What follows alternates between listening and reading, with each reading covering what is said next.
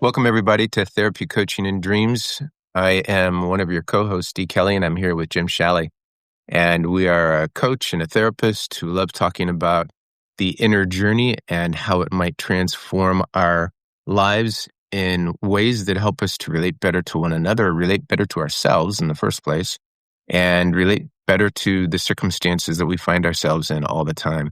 This is an introduction to a model that is really based on some Jungian background, and it gives us an opportunity to introduce you to something that we have found very effective in our respective practices and in our conversations with each other and with one another.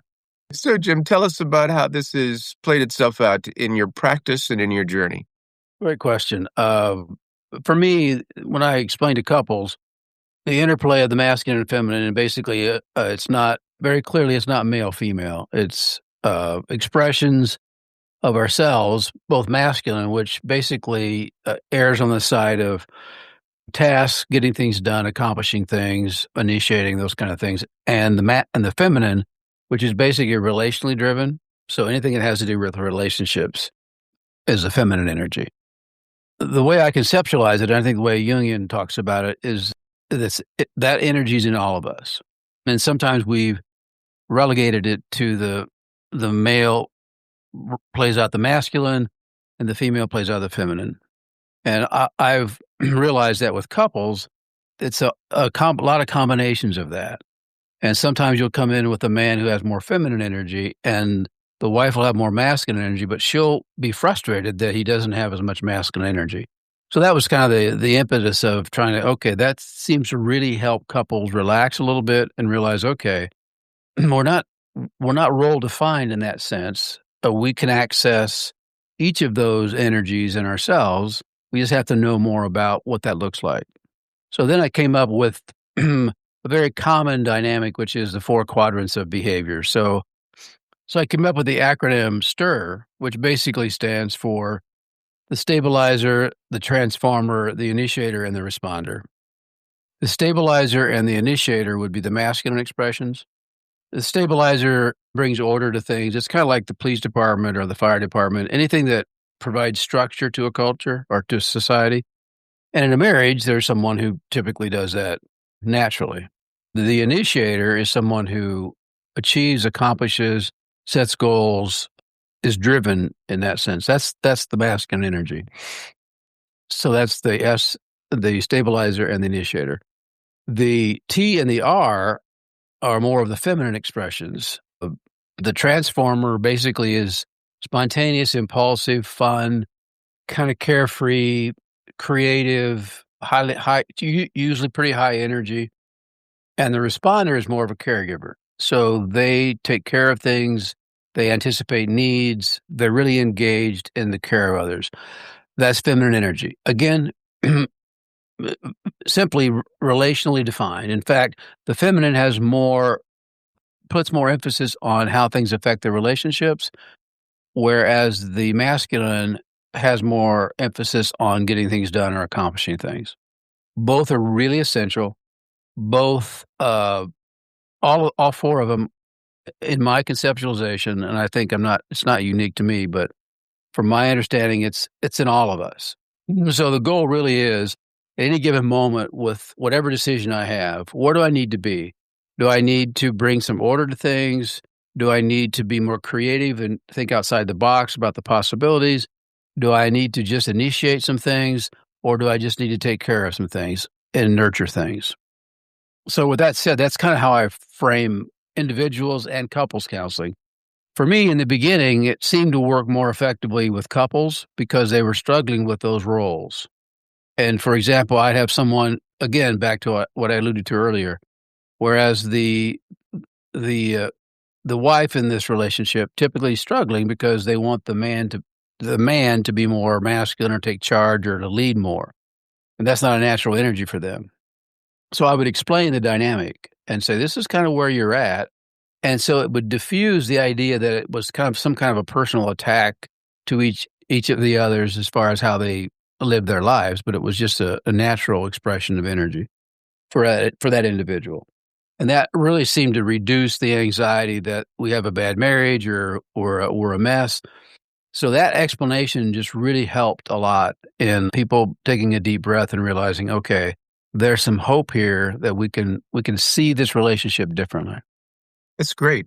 Let me ask you to go a step further with the distinctions between those four personality styles. You referred to four quadrants, but it's probably appropriate to describe them as four personality styles. But what I hear you saying, and correct me if I'm wrong, that we tend to migrate to a particular style, yet we have access within us to all of those different energies. And as we move toward health, we learn how to access those different approaches when the Right. situation calls for it. Does that make sense? Yes. Yeah. We usually have one natural bias that comes easy to us for whatever reason. And I think as you grow and understand, and even the tension of relationships will bring that out. Probably the old school adage would be that you live out the feminine, I live out the masculine, very role defined. Perhaps relationships back in the 50s and 60s were more prominent of that. And as we've grown in understanding ourselves, we've realized that no, we really can access all of those inside of ourselves if we have an increased understanding of ourselves, if we really see that okay, I'm looking to this person to kind of make my life better or save my life, and we realize they can't, and then we have to access some different energies. For example, if you want your spouse to be more caring or more giving or whatever, and they just can't access that, well, then can I do that for myself? Can I take care of myself?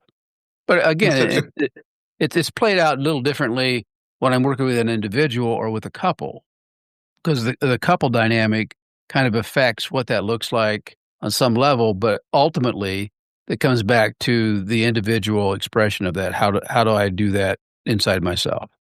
which will, in a later episode, take us down the direction of projection and Yes, how we impose that inner need or desire onto other people.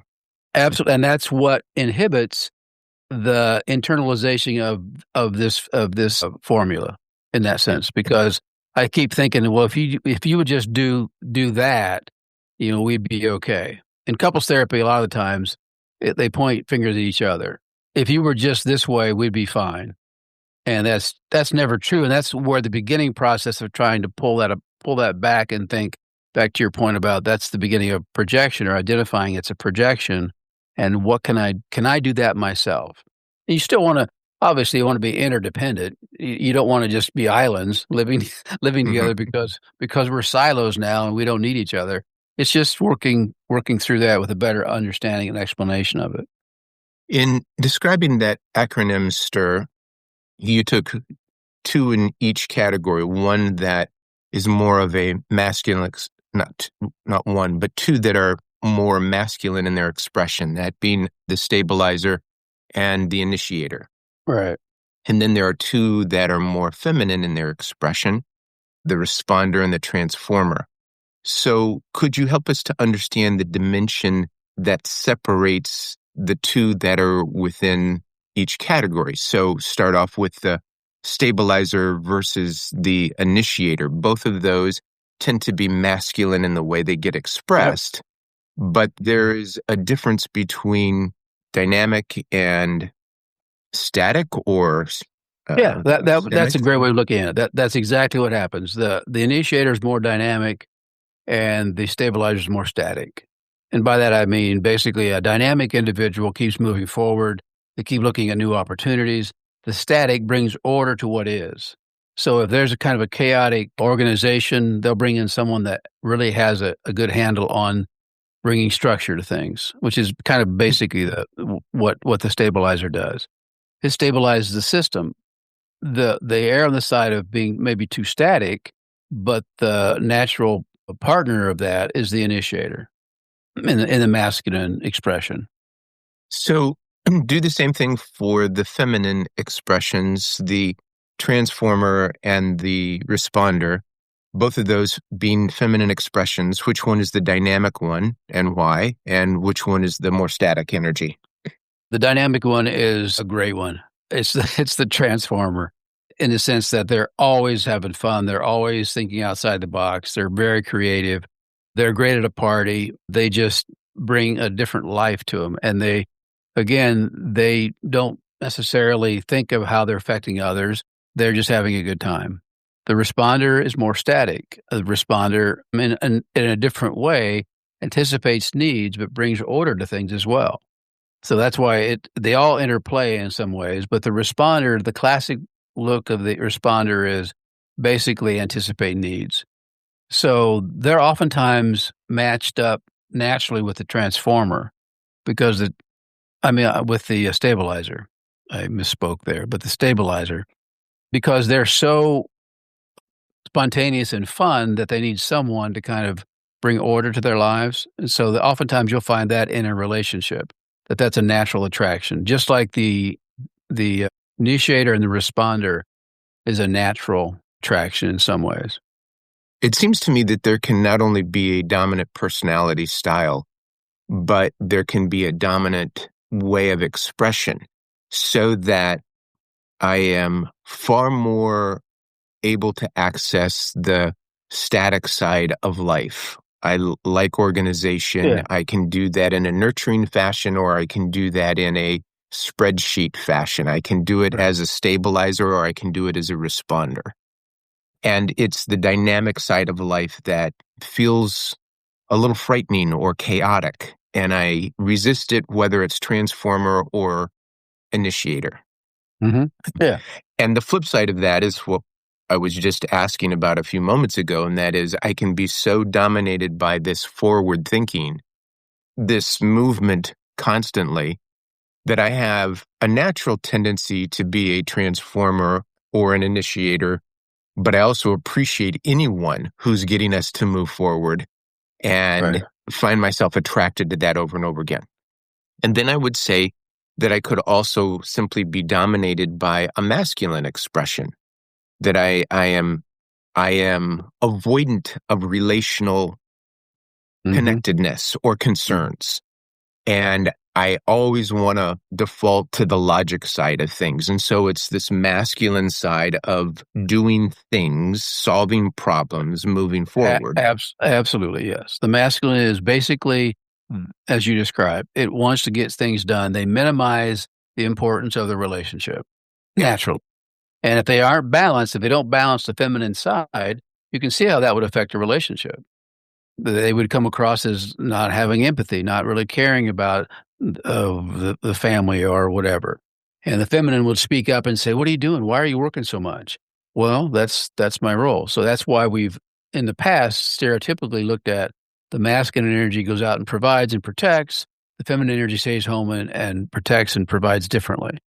They create a nest, the classic traditional way of looking at the masculine and feminine. The feminine stays home and nests and makes the family comfortable and takes care of everything. The masculine goes out and kills the animal, brings them home and all that. Well, in my mind, that served us well. But now I think we're moving into a different place where really each individual has those energies. And what does it look like to really express those within? Not to discount the idea that obviously you still want to be cooperative and work in relationships, but to carry the load of the feminine at home sometimes, and for the feminine to carry the load of the masculine. That happened, back in the 70s when women started to go back to work. I think it really shifted things. And now most places have double incomes. Well, we're starting to appreciate each of the expressions. For example, I think a woman was feeling underappreciated at home, to use the stereotypical frame. They were feeling underappreciated, so they would go back to work, whether they needed to for financial reasons or because the kids were gone and they didn't have a clear focus of things. Well, why do they do that? Well, they may have been feeling unappreciated by the masculine who was out working and minimizing what the feminine was doing at home. So then the feminine jumped into the masculine mode to go to work to get appreciated. So then the masculine had to stay home and take care of the kids or help with the kids. And that again gave them an appreciation of the feminine and what the feminine did. So I see that as the interplay of what's happened the last 30 or 40 years. Does that make sense? Absolutely. Thank you. Yeah. I'm going to ask you to do something for me. I'm going to use the STIR acronym, and it is these personality styles. We're going to be referring to them throughout this season of Right. conversation. So I would like at the beginning of all of this, just to give a couple handles. You did it well, but I'm just going to go one by one through the STIR acronym. And when you mentioned transformer, you said, oh, that's it. It's a great one because you identified some of the positive characteristics. I was a little defensive because when you referenced the stabilizer, which probably is where I lean into, you named all of our negative characteristics. So I'm not sure what that prejudice is about. Well, I think you have a bias of interpreting as negative. But I would actually like you to do that for all four. So Uh, when and it's, I'm a and I'm a transformer, so of course I'm going to think me in a good light. I mean, think of of me in a course, good light. Absolutely. yep. But So I would like you to say when it's functioning well, this is where you see it come to life, and either in its absence or in its toxic form, what might it look like? Okay. oh, okay, So yeah, let's start with the stabilizer, okay. and you can repeat the toxic stuff that you've already said, but start off with in its best form, what's the stabilizer doing? Oh man, it's the one that I probably over my lifetime has struggled with the most because it tries to contain, in my opinion, is contain the stabilizer or the dreamer. So the stabilizer Okay. is So let's start with the toxic stuff then. Thanks, Jim. the stabilizer is absolutely essential of life. It brings order. It is such a valuable energy. It really is. And I know I'm smiling because as I'm saying it feels restrictive, but it really isn't. And that's why a natural transformer that begins to appreciate the the stabilizer, it's such a journey because they just resist it naturally so much of the time because they feel like it's restrictive, when really it is such an important dynamic. I mean, you think about it naturally, it's the first 4 or 5 years of life for a child that a mother's energy usually brings that stabilizing energy because it has to. They have to organize that child, and it's so important. Without that structure, that beginning 4 or 5 years of structure, of course, the child is a much different dynamic in that sense to bring order to things. So, yeah, it's absolutely essential. It's life-giving. It's also misunderstood most of the time in that from And that and perspective. it's when it is not in balance, it does as you've already described. It becomes very judgmental. It's Yeah. very restrictive, and it sets boundaries that It's correct. It's really, always corrective. Yeah, the yep. classic is always corrective. You said it wrong. And again, the transformer personality is so impulsive and spontaneous. You can see where the natural attraction is. But at the same time, it's like the transformer brings fun to the stabilizer. Stabilizer brings order to the transformer. It's a really nice match, but you have to respect the differences. And that's sometimes the challenge. Since T transformer is the second one in the acronym, you've mentioned some real positive characteristics of the transformer. When the transformer is acting in a dysfunctional way, what are some of the things that take place? Becomes way too excessive. They push the limits, they push boundaries, they're risk takers, and the real negative side of that is oftentimes they become embroiled with addictions Hmm. because they're so full of energy and spontaneous kind of dynamics that the pushing the limits, whether it's gambling or drugs or alcohol, they can really get caught up in that. Okay. Thank you. Let's move to the initiator, which is a dynamic masculine energy. When it's functioning well, how does it show up? Where do you see it in your own life or in someone else? Yeah. They're oftentimes they're just natural leaders. They see what needs to happen, and if they're in a crisis situation, they're the ones that will jump in, and they'll just organize things. It's just how they think. That's a again, a natural energy expression. They initiate. But I mean, how do you expand on that? If they see a problem, they jump in right away to how can we fix this? Yeah. Yeah. And when it is out of balance, What does it look like? They're dictatorial, but in a different sense than the stabilizer, because the stabilizer becomes dictatorial and judgmental, but the initiator becomes, I mean, the extreme expression would be more like a cult leader, that they really dominate personality types, and they don't listen to anybody, they don't pay attention, they just keep moving forward with their plan, and they can get people to follow them, but usually it's more cultish in that sense. I mean, that's really the extreme. The negative side of that typically is they don't listen to feedback at all. Yeah. They would just make a plan, implement it, not listen to many negatives about it. They would just keep doing it, and they wouldn't really care how it affects the organization or the family. It's kind of like the initiator would say, for the family would be like, we're going on this vacation. And there wouldn't be any discussion about it. There wouldn't be any feedback. We would just simply go do that. That's the vacation we're doing because they wanted to do it. Gotcha. And then the responder. You've already mentioned some of the wonderful characteristics. They are attentive to the needs of others and know how to do that well. When that particular expression is not healthy, how does it show up? They're enablers. They don't have good boundaries. They overfunction. They become smothering in some ways, that they anticipate so many needs that it's restrictive of individuals. But it's all well intended from their perspective, but they become so caught up in meeting everybody's needs that it can feel like it's oppressive or smothering. I know this is probably a tangent for another episode, but when a responder who is so attentive to other people's needs eventually finds that less than fulfilling and they become resentful, is resentful a consequence of a movement toward balance because they see it's not working? Or is it a natural consequence of being a nurturer that eventually you don't get back what you've been given away? That's a really good question. It's a little bit of both. I think Okay.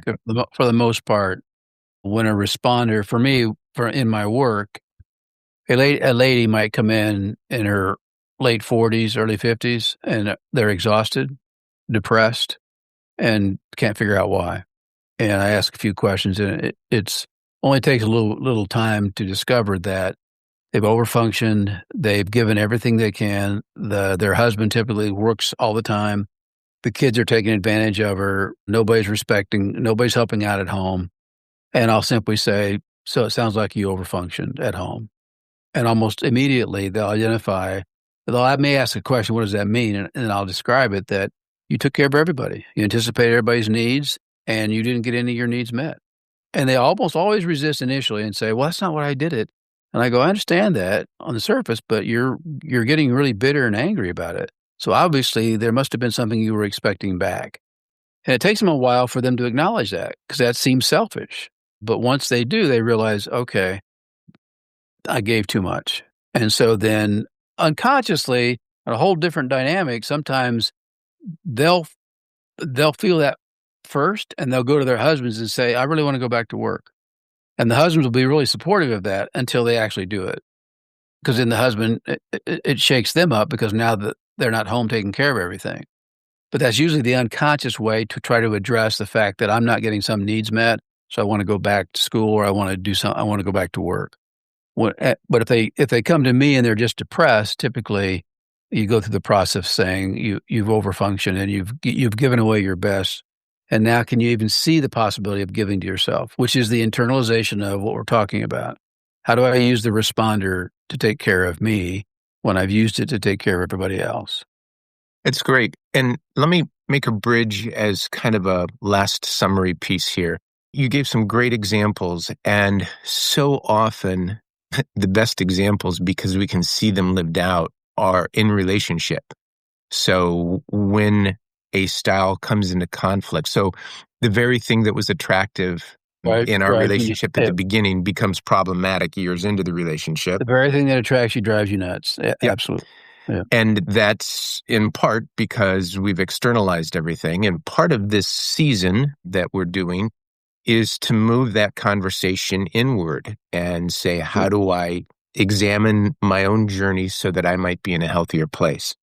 So kind of whetting our appetite for where we're going in the future here. If if I'm a s- let me you use the example of the nurturer and often attracted to an initiator. So if I'm a responder, a nurturer, and you're telling me that I need to pay attention to the initiator side of my life. I need to take charge of some Mhm. things. Yep. That feels like an absolutely foreign language. Mhm. And where do I begin that first step of trying to see myself as having within me the access to that kind of energy? Well, with the responder, it's pretty easy because you basically point out how they initiated every possible thing for their children. And they go, "Oh, yeah. I mean, didn't you keep track of their homework? Didn't you keep track of all?" And they almost go, "Oh, well, yeah, I did. That's the initiator." So you gave away your initiating energy to others as opposed to yourself. And that makes sense. But again, to your point, it's still, that's a nice concept. But to actually try to do it, it feels selfish. So you have to get through their bias as far as how they see that. And so if they see it being selfish, I have to reframe it and say, well, it was, it was pretty selfish to initiate for others 'cause that's where your well-being was tied up in. So you have to kinda do that kind of flip as far as the purpose it was serving them even then. Because again, that's we're using our natural expression typically in a selfish way because it's how we function, but we think we're Yeah. giving it away, especially the responder. But yeah, that's a great example. It's pretty easy at some point to get them to identify the different expressions in their lives. But again, it may be expressed in a moment when they have to, so it doesn't feel like they can naturally do it. Does that make Yeah, to sense? make a conscious choice. Right, absolutely. They have to wait till it gets so stressful that they do it, as opposed to realizing, "Oh, man, see, so I could really do that right now and wouldn't have to wait till it gets really very upsetting before I do it or traumatic." Yeah, I think one of the ways by which we begin to think inwardly is to do what we are trying to do in this series. We're going to start looking back in order to move forward, looking at our family of origin, what it was like when we were a kid, how our that's great. families handled emotion. And when we examine those things, we see a little bit of maybe why we developed the way we developed, and Absolutely. and that it was part of our survival. It worked for us. Yes. Yep. And And again, we develop those. Typically, we develop those, ways to cope really early on, so we don't yeah, even know we're doing them. So by 5 or 6 or 7, you figured out how to function. That can serve you well until, obviously, the classic thing, which until it doesn't. So yeah. that's usually midlife. So, And that's usually when people seek out coaching or therapy, um, yep, that's so true. Yep. or dreams break through into consciousness and startle you awake. Absolutely true. That's absolutely true. Yeah, I'm looking forward to that series with you as well. Wonderful. Cool. We hope all of you will join us in this journey, and we are looking forward to where this takes us. Thanks, Jim. Good to be with you. Great. Good to be with you.